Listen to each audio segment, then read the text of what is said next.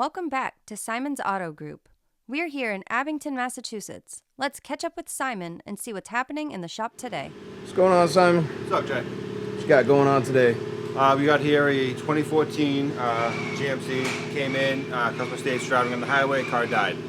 Got it towed to us. So first thing, had a dead battery in it. So we put a battery in for testing purposes. After running some tests on it, the starter would just click and then it would do nothing at all. Pulled the dipstick, zero oil in the dipstick in this car at all. Didn't really get confirmation from the customer whether it was making any noises at all. Just driving on the highway, the car died. So put some oil in it, took 4 quarts, and the car only takes 4.2, so literally no oil in the car. Motor spins over by hand, we couldn't get it to start though. So first test we did is, this is the original starter into it, and you can see the ground strap on the starter just melted off completely. So we had to put a starter in it for testing purposes. So put a starter in the car, cranked it, sounded funny cranking, did a compression test on it, and we have 3 cylinders with below 60 psi of pressure in it.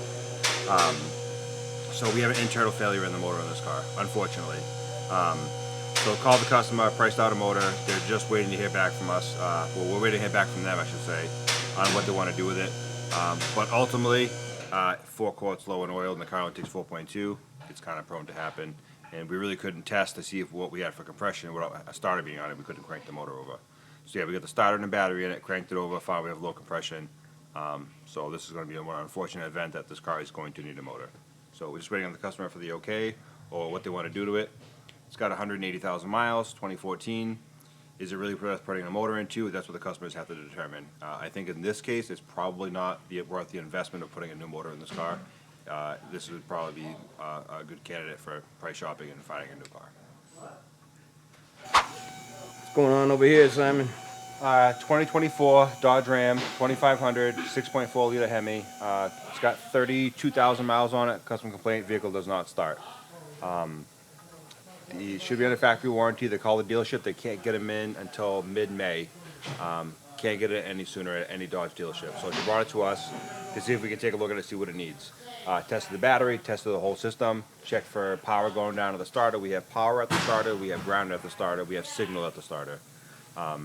This one here is going to need a starter, unfortunately. It is under factory warranty, but because the dealership can't get them in until May, we went ahead and put another OE factory starter back in this car, and she's going to take the receipt and bring it back to the dealership and try to get reimbursed for it. But yeah, so we tested it. We pulled the starter out, just to bench test it to verify. We gave direct power and ground to the starter, and we have just nothing but a click. So this car is, again, 2024, 32,000 miles. The starter already failed on it. And she can't get it at the dealership, so we're going to put a factory starter back in this car. We're going to give her the factory slip for the starter so she can try to get her money back right through the dealership. And a lot of times they're pretty good with that. So because of the time frame and they couldn't get her in, she should more than likely be able to go back to the dealership, and they should be reimbursing her for putting a starter in this car. So the customer shouldn't have any out-of-pocket expenses once they get reimbursed. So that'll be a good thing for this customer. That's a look inside our Abington location. Now let's head over to Taunton and see what the team has going on there. What's going on, Simon? What's up, Jay? What you got going on today? I got a fun one here. Got a 2005 Dodge Ram 2500 with a 5.7 Hemi in it. Customer had multiple concerns. One of the concerns was we had a coolant leak. So the coolant leak was coming from the actual water pump. So we went ahead and we're going to replace that. We just have one major issue. The cause of the coolant leak was leaking on the top side, and it had a bolt that had snapped off in the block. So the top side of the water pump was not being held on by any bolts. So the gasket was leaking. So we have an unfortunate event where we have a bolt stuck inside the block. So that's what we're working on trying to remove, so we can get this. Get it done. This is the old water pump here. Oh, sorry about that. Almost broke his fingers. This is where the bolt was snapped in place.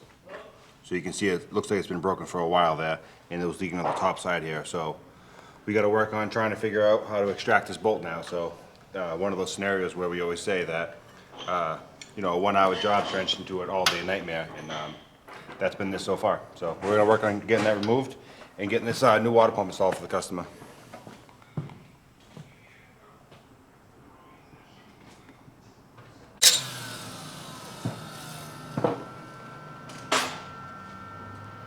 We're gonna try the welding a washer and a nut on. Again, multiple attempts so far.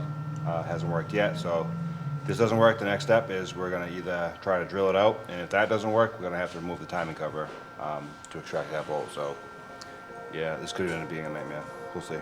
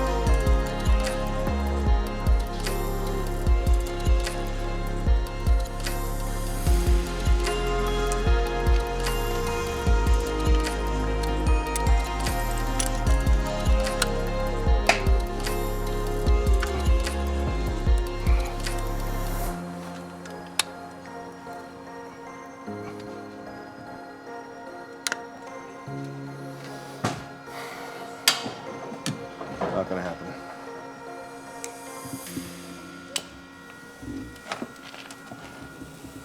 Okay. So ultimately, he's already tried heating it. We've tried everything at this point. I just tried welding another nut on, which I'm pretty sure you'll see in the video. It ain't budging. So at this point, we have to stop, call the customer, and see what his next step is, what he wants us to do. Next step would be trying to drill it. I don't know if I'd go that route. I think the next route is we have to remove the timing cover and get closer to that stud. We can heat up the back of the block. The other thing is too, we can't get too much heat down there because we have a plastic intake, which is why we have the rag down here that's wet, so wouldn't put any pressure on that. So really can't heat it much more than we already did. And then again, if we put too much heat, we also have a timing chain gasket that can cause the leak. So we kind of have to stop where we're at now, contact the customer, let them know where we're at.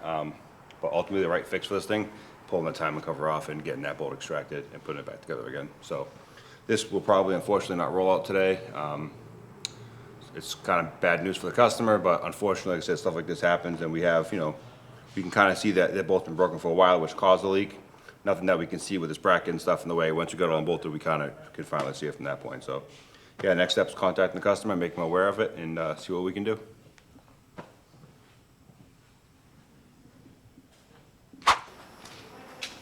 What you got going on over here, Simon?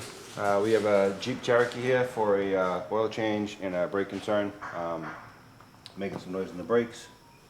So we have here the front brake pads, and right on the edge here, it's just touching metal to metal. And you can see the thickness of the pad that's left there. They're pretty much at the end of their life. So this one here, we have new pads and rotors going on. We're going to service the caliper, service the slides, new brake pads, new hardware, and this thing should be ready to roll out soon. And the other side we already have all done. Just going to button up this side here, but this one's already done. New pads, new rotors on. Wheels already torqued on. We're doing the other side, and this thing will be complete today. You want Molly in there too? I left the keys in it. Thank you. Have a good day. Thank you, honey. Here's for me. Yeah, go right ahead. So how long have you been a customer at Simon's? For years. Yeah, I knew Simon when he worked at Mastria, and then he went on his own, and I've known him for a long, long time. They do great work here. They're all good people, wonderful people. I have a 2002 Duramax truck, 2500, and they take good care of me. I try to keep in good shape, because you can't afford new ones, that's for sure. They're expensive. And Molly's always with her, right, Molly? She's like one of the house dogs here.